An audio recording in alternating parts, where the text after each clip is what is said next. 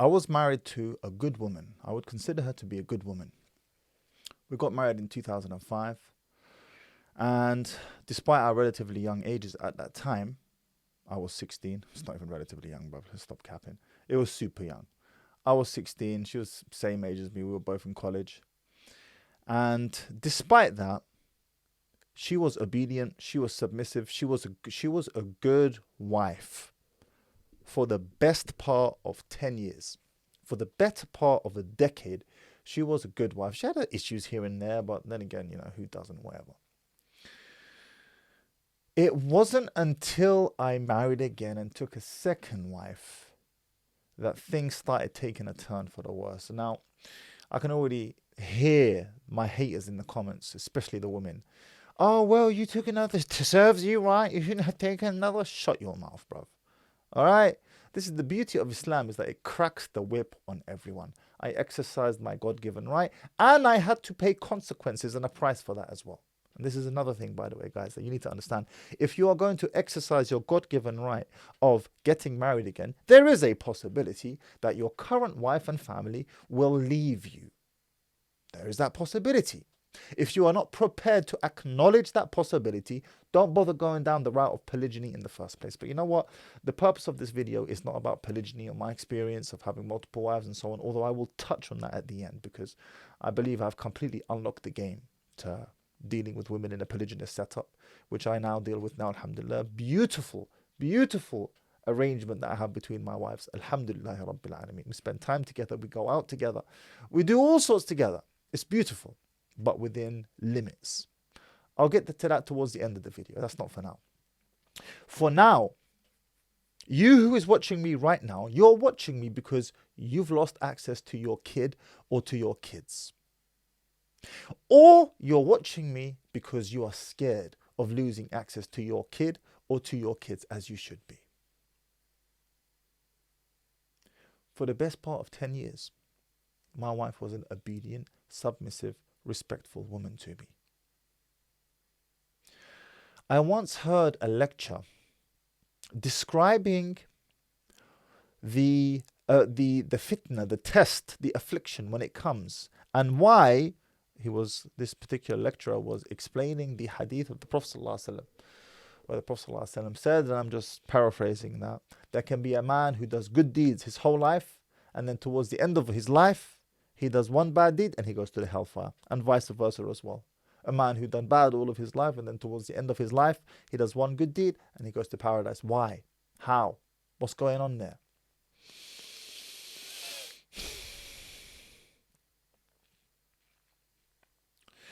The affliction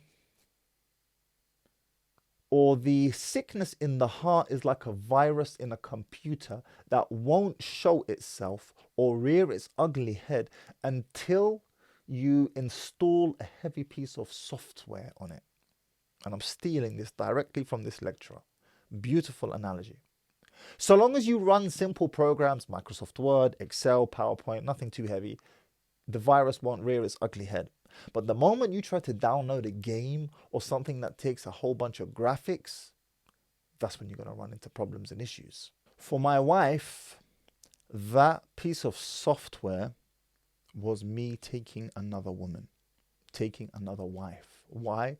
Because this woman loved me so much. She saw me as a possession of hers, frankly speaking, if I'm to be perfectly honest with you. Let me just fix this line. Hold on. I'll tell you a funny story. One day, she was outside the masjid waiting for me. And one of the other sisters came out of the masjid. And she told this story to my father afterwards, who told me. And as she was waiting for me to come out of the masjid, one of the sisters from inside the masjid, from the sister's side, came out. And she asked the sister, my wife at that time, she asked the sister, she said, there's a fly, bruv, on the light. It's really annoying me. And she said to her, oh, by the way, have you seen my husband at all come out of the masjid? And the sister replied, no, I haven't, sorry. And my wife responds back to her, how do you know what my husband looks like? It was a trap. It was a setup. She just wanted to know if this sister had eyes on her husband, on my wife's at the time husband, me. Just to give you an indication of the level of jealousy that this woman had. Oh my days, bruv. Next level. Like, I can't even begin to describe and explain to you. So just to give you a taste of the nature of the woman. And when I took another wife, so began a tale of woe and tribulation with regards to my estrangement from my kids. Let me just translate to you.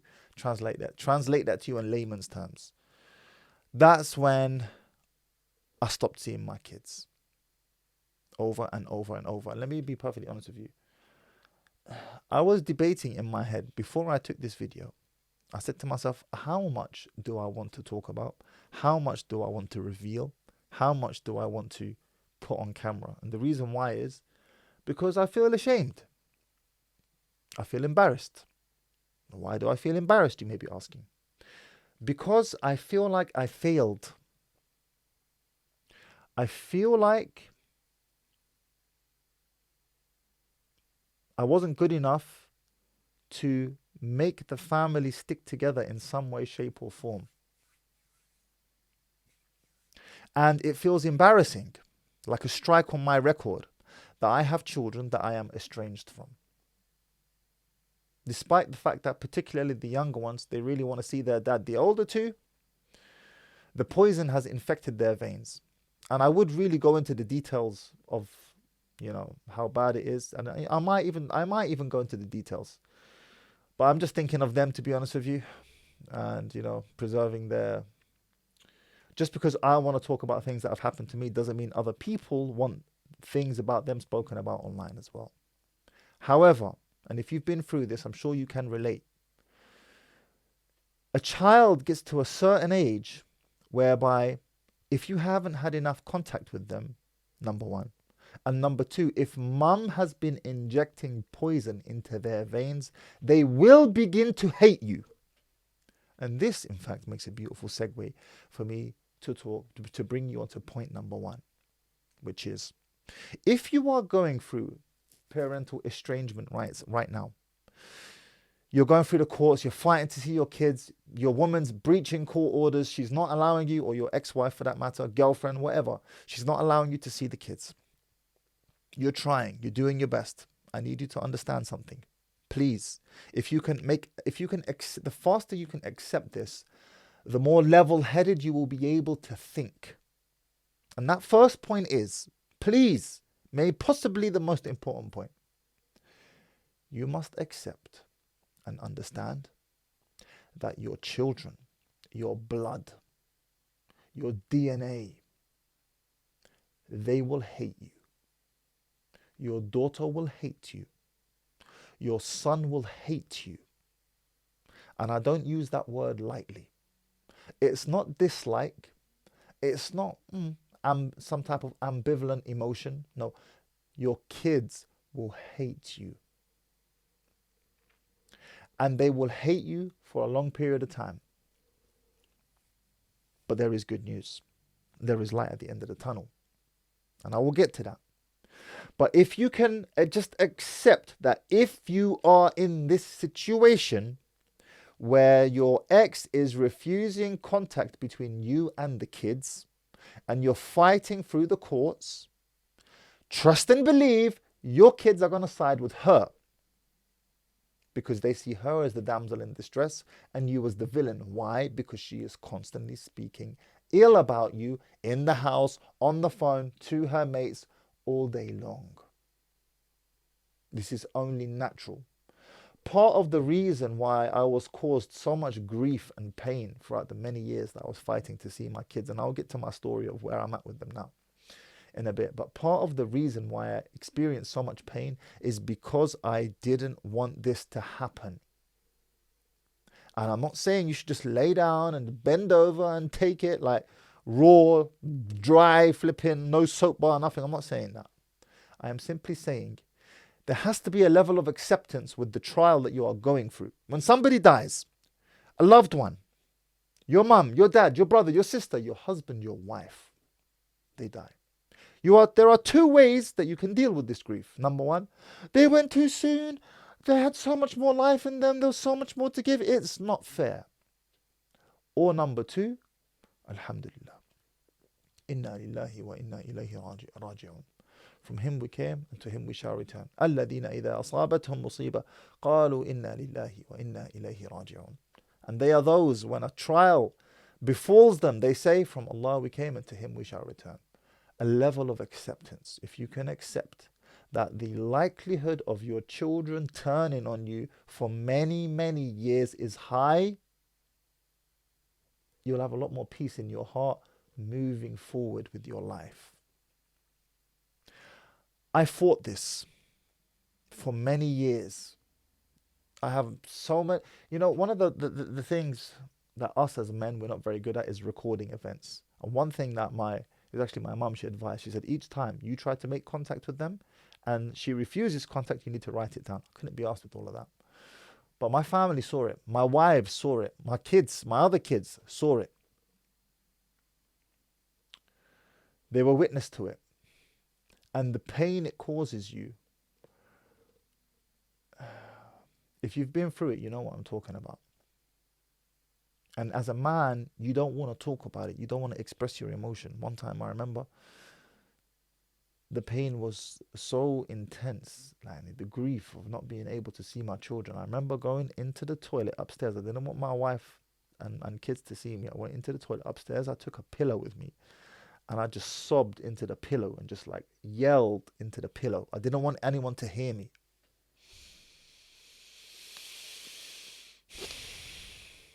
But if you can accept peacefully that they will hate you for a period of time, it will make it easier for you. Now, listen to me, bro. I know you're sitting there and you're thinking, I don't want my kids to hate me. I got you, bro. I don't want my kids to hate me either. I'm with you. But right now, you don't have any leverage. Right now, you're either fighting in court or you've given up fighting in court, which is the point I reached. But I will tell you this, and I'll get to the conclusion of my story, by the way, because there's more to it. And I will tell you this. You will win in the long run. Something the judge said to me in court, in one of the many times that I've been to court, stuck in my head. And he said to me, young man, one day your kids will grow up and figure out for themselves who the real problem was. Profound. And it brought me a lot of peace. One day your children will grow up and become adults themselves and have a mind of their own and have children of their own. And they will figure out for themselves who the real problem was. They are not stupid. Right now they are young. They've been brainwashed and indoctrinated. But once they grow up, and specifically once they have their own children, it's not just when they grow up. I was listening to Hamza Zors's podcast the other day with Brother Ahmed Raidan, who is the founder of MFSF, which is a support group for fathers to self-represent in court. You know, the average cost of a man representing himself in court when he has been estranged from his children is £15,000. And people say this like yeah, I'd pay that 15 grand. But most people don't have 15 grand. Most people don't have 15 bags in their bank account right now. The average bank balance of the average person in the UK is a little over £300. Pound! Not £15,000. So let's not try and make it, yeah, they're my kids and it doesn't matter. No, it matters. Because men are putting themselves in dire straits, in debt, to be able to do something that they should have been able to do all along. See their kids. And I hope Brother Ahmed won't mind me relaying the story that I heard from Hamza's podcast, because he's already put it online. But when he went through his situation with his wife, who, by the way, made a false claim and charge against him that he raped his own daughter, 5 years after they separated. They separated in 2010. 5 years later, Ahmed, the founder of MFSF, got married again in 2015. The moment he married again, his wife filed a report to the police that he had raped his daughter. 5 years later, it was pure jealousy. And an attempt to take his home in case the new wife gets it. And she achieved that goal as well. That was the real motive. The story continues. He went through many years of not being able to see his children, and this is what motivated him to found this organization, MFSF, in the first place, because he had to learn himself firsthand how to go about handling and navigating the courts in an effective manner. And one thing he said on that podcast with Hamza Zorsis, and shout out to Hamza, was that between the ages of 14 or 15 to 21 or 22, I don't remember the exact numbers, he hardly saw his son, had hardly any contact, until he met his son again in a hospital. I don't know how or why or the context or the background, but he met him again in a hospital, if I'm not mistaken. And forgive me if I messed up the details, Brother Ahmed, but anyway, he met his son many years later in the hospital. And he said, and when he said this, it brought tears to my eyes, man. He said, I see this young man who's 6'4", and we were like strangers. It was just like another bloke on the street. Your own flesh and blood.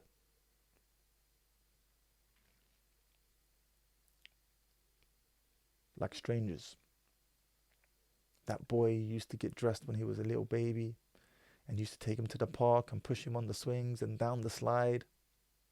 And you went to the fun fair, and you went to the beach, and you went swimming, and you went biking, and you went hiking, and you went on holiday. Your flesh and blood, you would have caught a bullet with your teeth for him.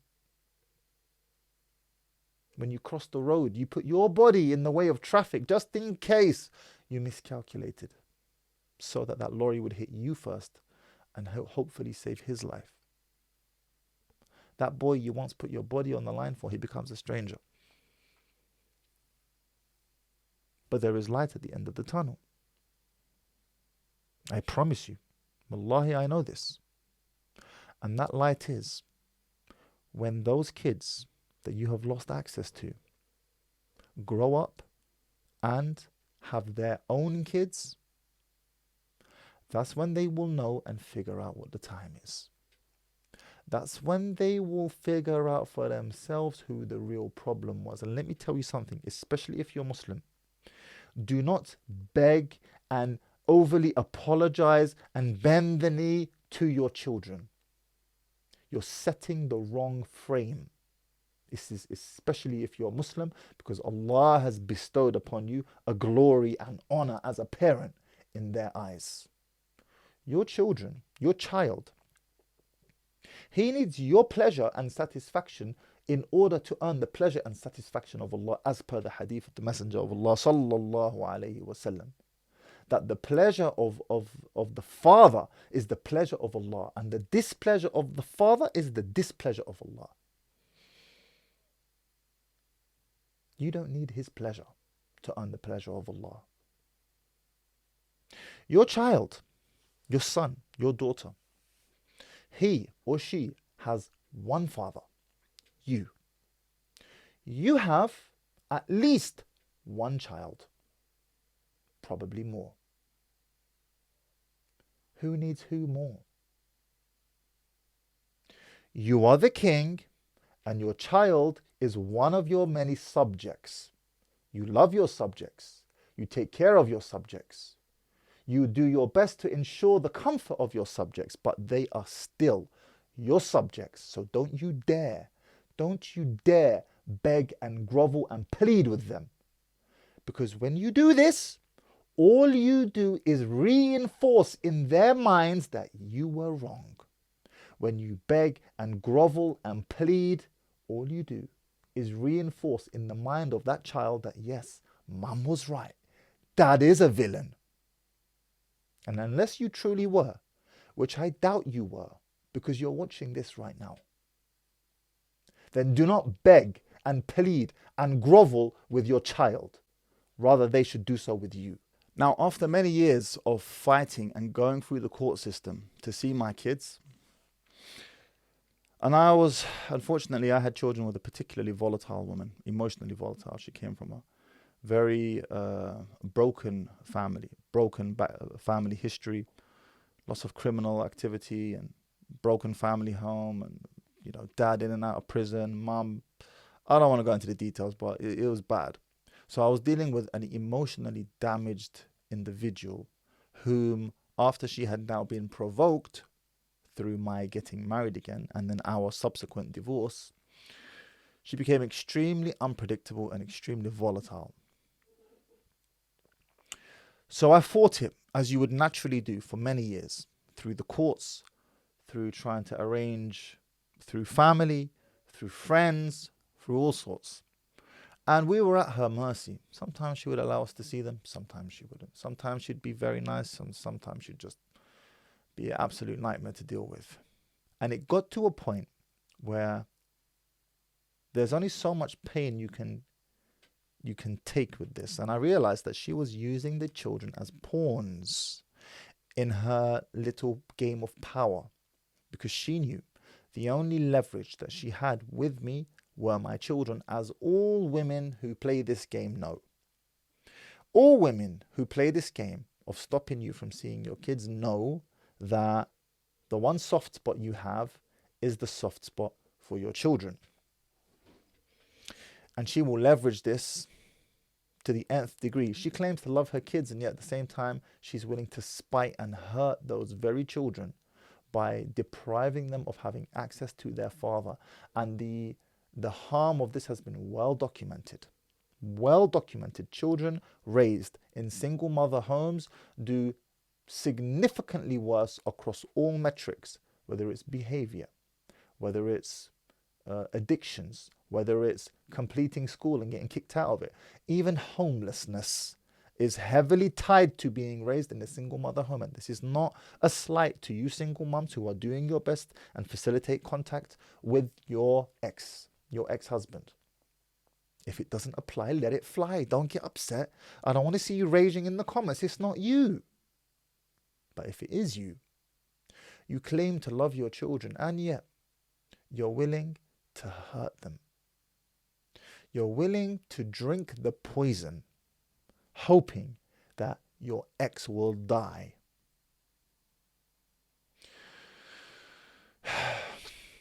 And it got to a point where I no longer had any fight in me anymore. And I said to myself, you know what? You want the kids? Keep them. You don't want me to see them? Fine. And this is going to be very difficult for you to do unless you have one thing. And now this is just a simple quirk of human psychology. And that one thing that you need to be able to effectively execute this is have more children. Now, I know you might be thinking, what? I just messed myself up with one set of kids. Well, I'm going to mess myself up with another set of kids. I'm not telling you to have children willy-nilly with just anyone. Protect yourself. Be careful what you do. Be aware of the laws that you live in and all the rest of it. But I am saying, have more children. Are your first set of kids replaceable? No, you can never replace your kids. But when you have more of them, the pain of that memory that you had with them is diminished. It's more manageable. Just as if you had 10 income streams and you lose one, you still got 9 income streams left. But if you have one income stream, one job, one paycheck, and you lose that, you're going to be panicking, bruv. Nightmare. Same with kids.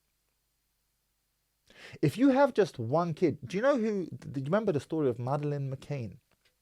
The little girl who was kidnapped in Portugal at the age of like 2 or 3. She's never been found to this day. Her parents are still broken to this day. They only had one kid. And I'm not diminishing or taking away from the pain of losing a child under such tragic circumstances. I am not doing that for a minute. I'm just saying, bruv, if you had 19 more kids, it wouldn't be as bad.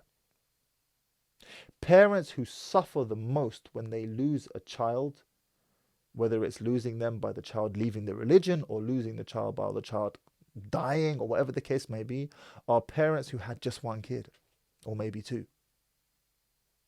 Have more children, my friend. Believe me, because it will do 2 things to you. Number 1, it will take your mind off of the pain of having lost access to those children of yours. And number 2, you will be able to focus your energy and fatherly, paternal love that you have on these new children that you have. And number 3, if you do a good job of raising this next set of kids, they will be the ultimate proof and vindication that you are not the villain. If you raise those kids well, this next set of kids, you learn from the mistakes and the lessons that you made before, this next set of kids will be the ultimate proof and vindication that you were not the villain after all. I'm sorry to say it, but I will say it. My eldest son, since I've split, since me and my ex split, we went our separate ways, and she deprived me, suffocated, took the oxygen out of our relationship by just simply not allowing me to see the kids for a number of years. Since that happened, my eldest son, he got kicked out of school. Behavioral issues to the nth degree, and a lot worse than that, which I don't want to get into for his sake. But he was expelled from school. This is not unusual. This is normal.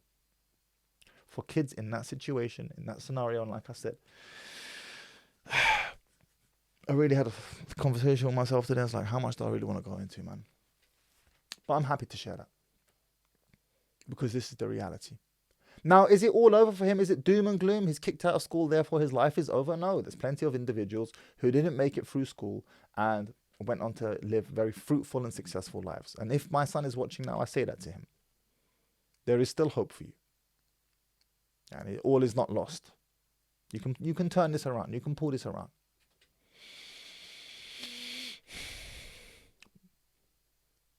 But that's the side effects of the father not being in the life of the children, because the role of the father is to police the kids before the police do.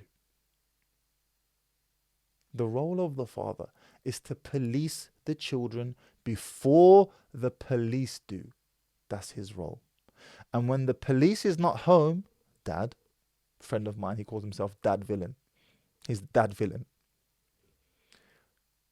When the police are not home, there's no law and order. There is nobody to implement law and order, and all hell breaks loose and chaos ensues.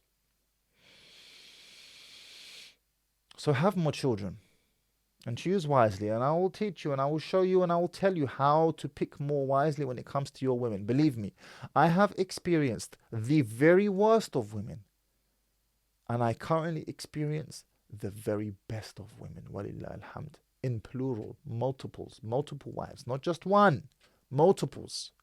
And I experienced the very best, and I appreciate it even more because I experienced the worst. It's that contrast, it's the juxtaposition, it's the night versus day, cold versus warm. It's that contrast that makes it even sweeter and more beautiful. And the lessons that I took from the mistakes I did make with women, I no longer make them anymore. And I wish I could explain to you through this camera lens the beauty of the marriages I have. I wish I could, and I'm going to try and I'm going to attempt to. But that's later on towards the end of this video. It's not right now.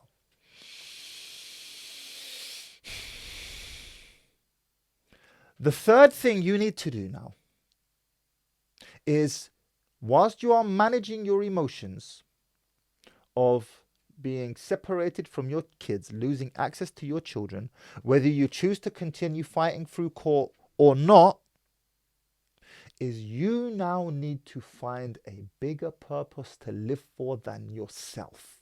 And I'm speaking now specifically to the father who is seriously contemplating self-deletion. You know what I'm talking about.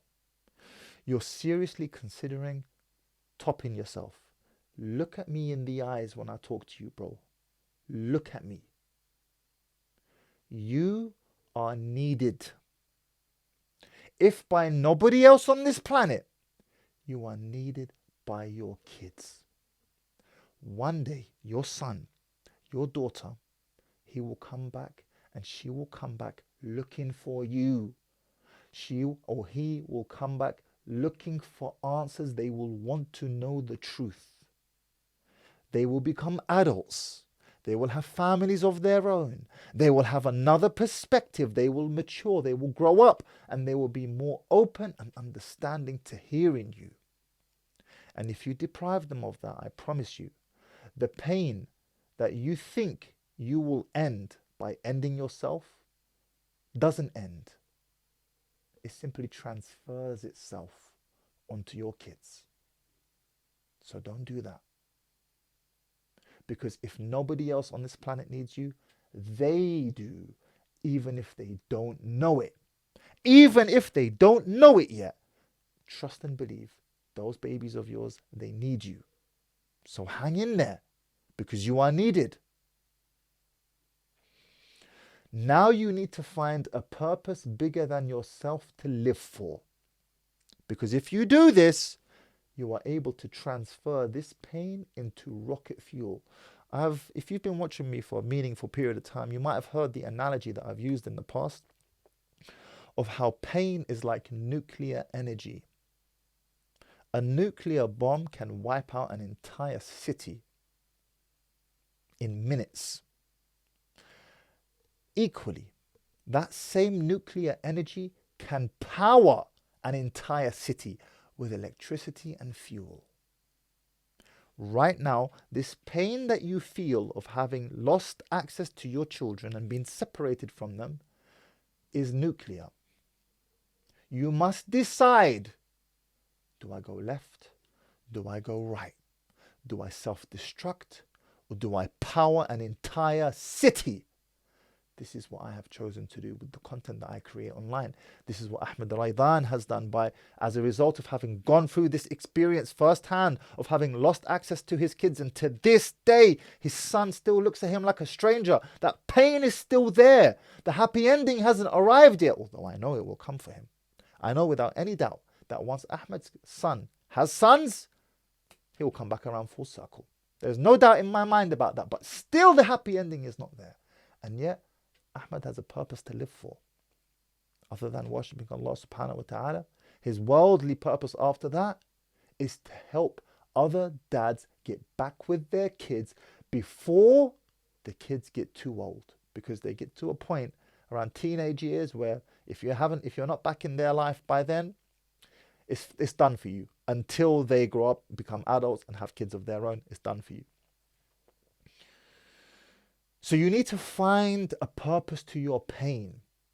Maybe it's in helping other men understand what you went through and the coping mechanisms and creating a video like this right now, like I'm doing. Maybe it's that.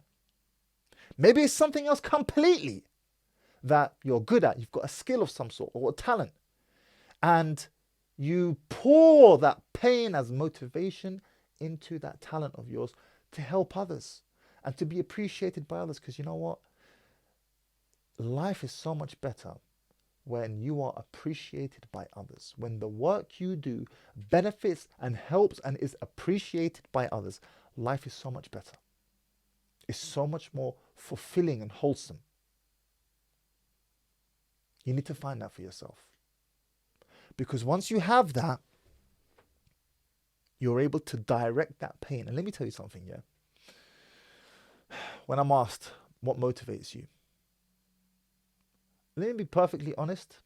Right now, at this stage in my life, and I know it will change, and I'm going to be open now, and I might get rinsed for this at some point, but whatever. But right now, I am fuel. The majority of fuel in my tank is hate. It's straight hate. And it's not hatred for any one particular individual, by the way. I don't hate my ex-wife, although there is something I will never forgive her for, and I'll get to that afterwards. But I don't hate her. I hate that there are men like me who have had to go through the pain that I went through and are continuing to go through that pain. I hate that. I hate how corrupt the courts are with regards to their support or lack thereof towards fathers in seeing their kids. I hate how those social workers pretend and give you the prance around like they're there to help you. They're not there to help you. They don't give a flying. Half of them don't even have kids themselves. How the hell would you know what I'm going through when you don't even have any kids? You're talking from theory, from a book. You're a nobody. You have no idea what I'm going through. Hate. And I know one day it will change and that energy will transfer into something loftier and so on. But right now, rude boy, is hate. And you know what? I love it. Because how are you going to compete with someone who's got that much energy? It's nuclear. It's nuclear. I have just chosen to direct that hatred into positive pursuits, into productive endeavors, into helping other men avoid the traps that I fell into. And you know what? It actually makes the experiences that I've been through worthwhile. I am glad I've been through that. I am glad I lost access to my kids. I am glad I was married to nightmarish women. I'm glad I've been through that. Why? Not because I'm glad for the experience itself, especially of having lost access to my kids. It's heartbreaking.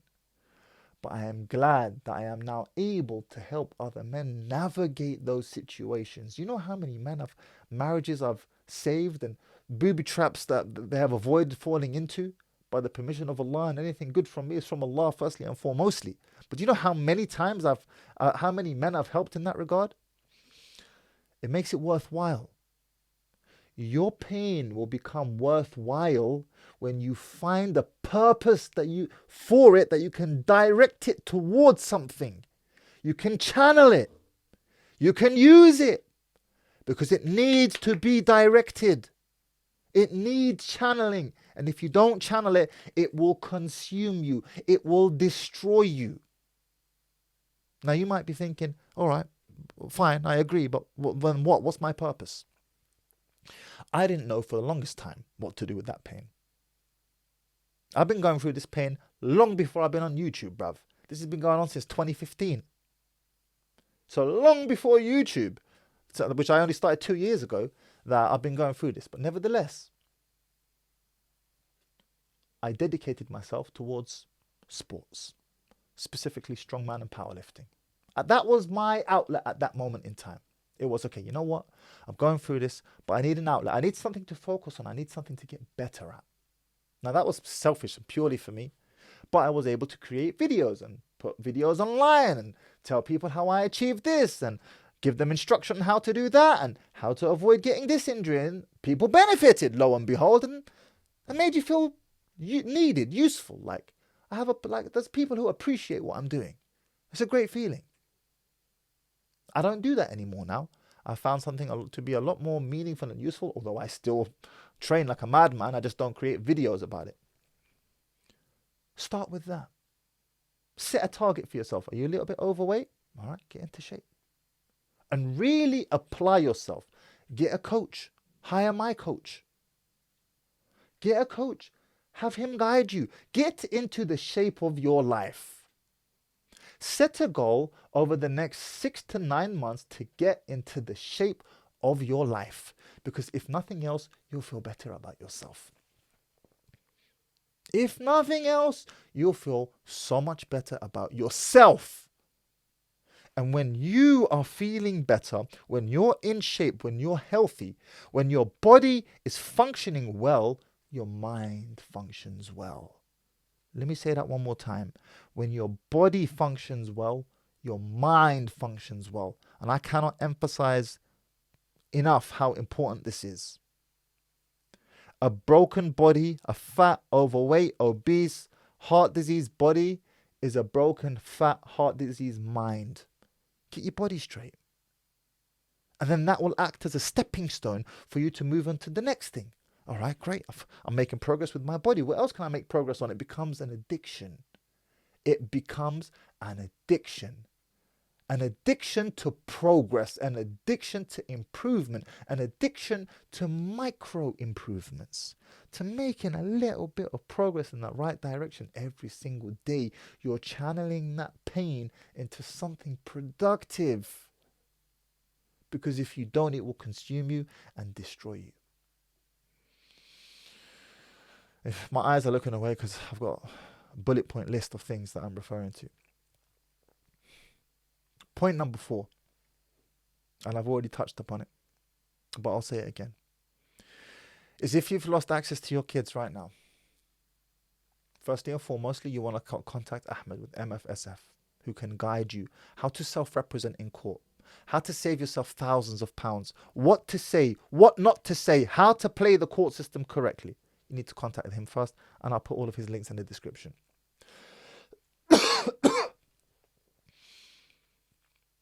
After that, if you do go through this court system or you don't go through this court system, if you do fight it or you don't fight it, regardless, I need you to know that one day your kids will come back to you. I promise. So long as you continue to conduct yourself in a dignified manner, be dignified, not vengeful, and this is hard. And I mentioned earlier, there is one thing that I would never forgive my ex-wife for, and I'll tell you what that is.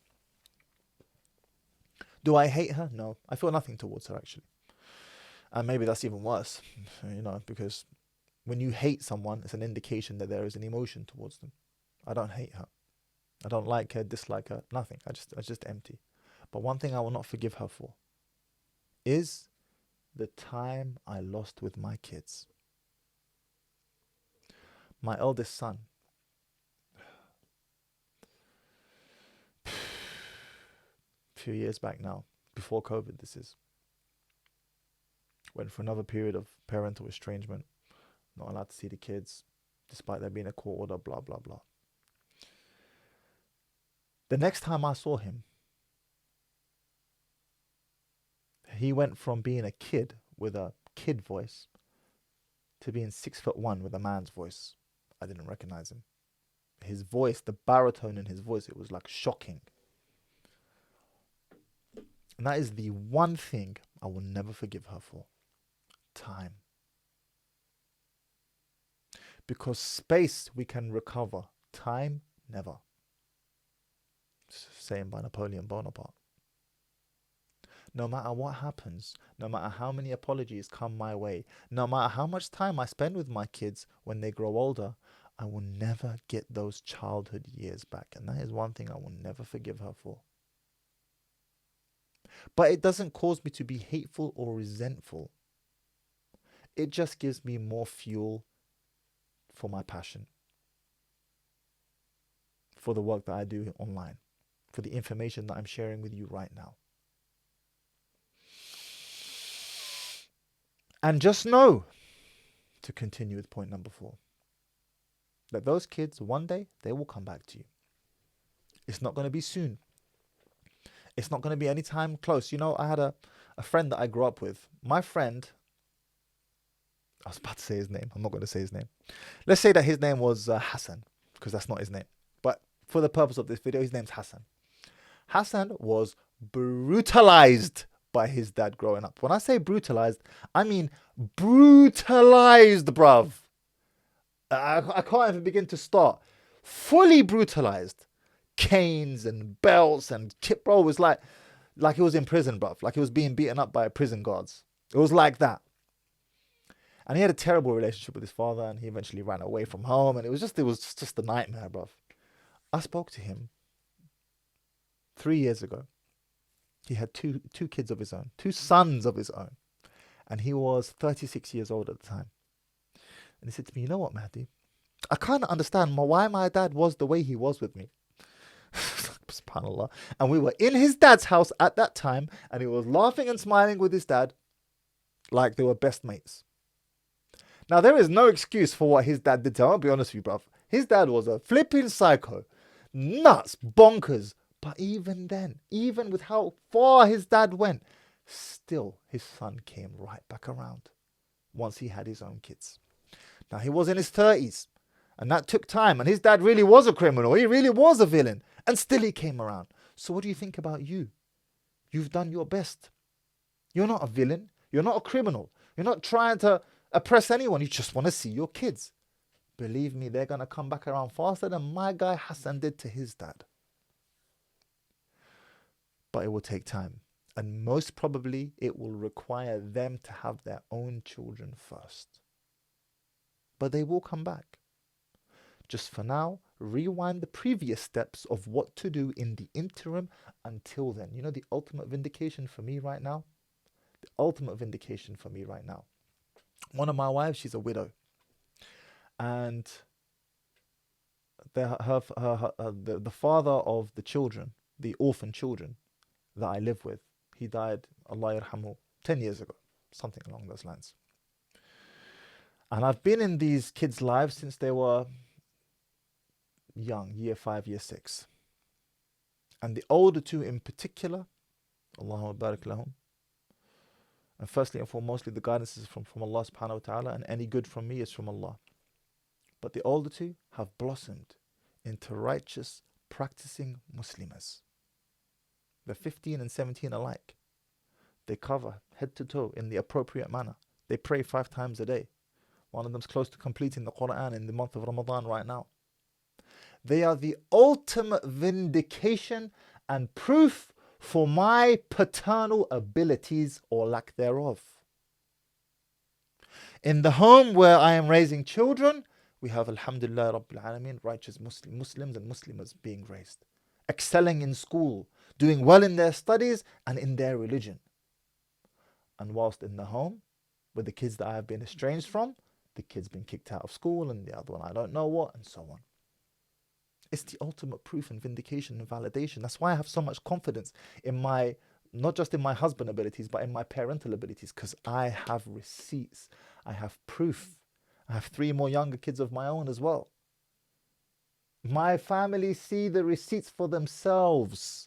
My friends see the receipts for themselves. So unless you're like Hassan's dad and you really are a villain, you've got nothing to worry about. Rewind this video, have a look at the first couple of steps, especially the one where I said you need to move on and have more children, and let that be the ultimate proof and vindication for your fatherly abilities, for your paternal abilities. And posterity will have the last laugh, my friend. The future will have the last laugh. The future will look back on the now and you will be vindicated.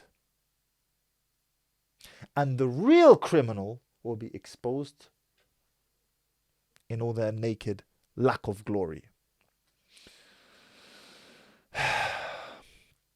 And that brings me on to the final point, which is the light at the end of the tunnel. And I touched upon it earlier. After having been through some really negative experiences with regards to marriage and dealing with women, I now have the most beautiful marriages you could possibly imagine. Alhamdulillah Rabbil Alameen. And anything good that I experience is from Allah firstly and foremostly. And I'm not claiming that for myself. I'm not. I really want to humble myself and remind myself, because as quickly as it can be given, it can be taken away. But I had to learn lessons along the way. I have multiple wives right now. They love me. They respect me. When they greet me, they kiss my hand. When my children greet me, the kids that I have that I live with, they kiss my hand, all of them. When I give them a look, silence falls in the house. My wife, it could be 2 in the morning. Just the other day, I came home at 2 in the morning because I trained after Tarawih. I went straight to the gym. I really couldn't be asked to fix my own food. I won't be honest with you, bruv. It was all long. The rice was in this thing, and then I was like, you know what? I don't want to disturb my wife. Forget that, bruv. I went into the bedroom and said to her, sweetheart, can you put some food on for me? 2 in the morning. She got up for me. She put the food on for me. She sat with me. She fed me. She watered me. No complaints. Smile on her face. She was sleep deprived the next morning. My wives, we go out together. We have dinners together. We spend time together. I used to think this was impossible. I used to think this is a myth. This can't happen.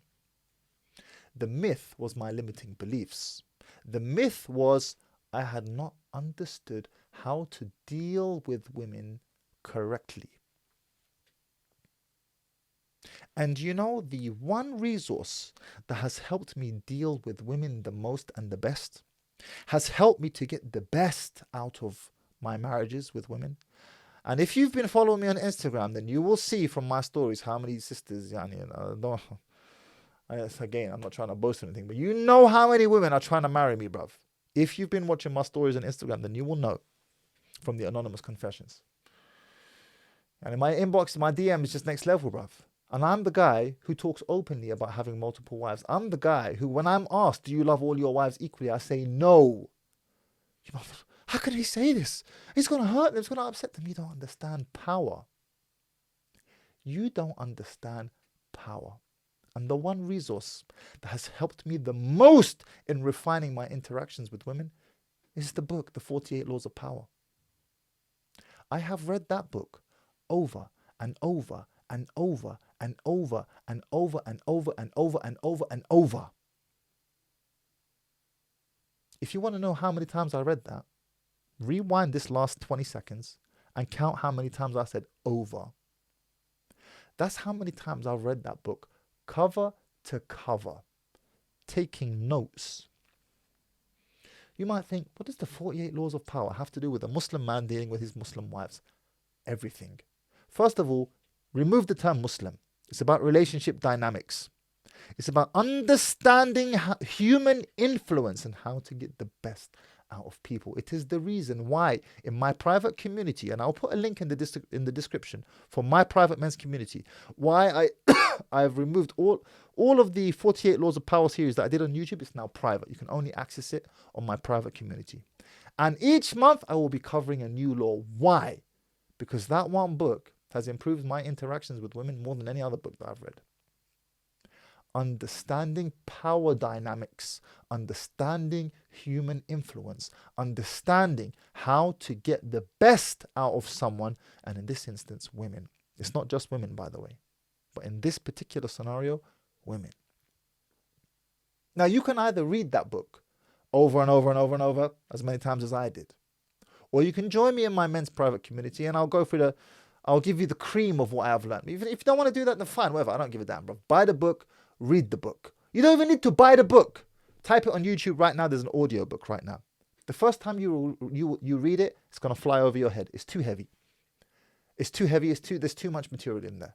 But if you can get a grasp on human influence, another excellent book that I've read, which didn't really help my dealings with women, but helped me to understand more human influence, is a book called Influence by Robert Cialdini. Read that book. Read The Passion Trap. Understand, why does a woman start to pull away all of a sudden? Why is it when she pulls away and you try to buy her gifts and lavish her with expensive holidays that she pulls away even more? Why is that? Understanding human influence, understanding power dynamics, understanding why women are the way they are. Women are like your shadow. You ever tried to catch your shadow? It keeps evading you. But what happens the moment you turn your back on the shadow? It has no choice but to follow you. It has no choice but to follow you. And that one book has been the most helpful resource in my understanding of female nature. And it's the reason why I cover it in my private community. More than anything though, if you're a man who's lost access to his children right now, you need to find a purpose for your pain. Do your best to re-establish communication with those kids, because you have a limited period of time to do it. If they become young adults and you haven't done it by then, you can kiss bye-bye to them until they have their own kids and grow up. And that's why I can't speak highly enough of Brother Ahmed Raidan. And again, I will put his links in the description. He has not asked me to do this. He does not know I've made this video. I'm doing this of my own accord. If you found this useful, then please share it. If you're a father who's going through this right now, share this with another father who's going through this right now, having lost access to his kids. Put it on your groups, put it wherever. Because I'm sure there's someone else out there who could benefit from it too.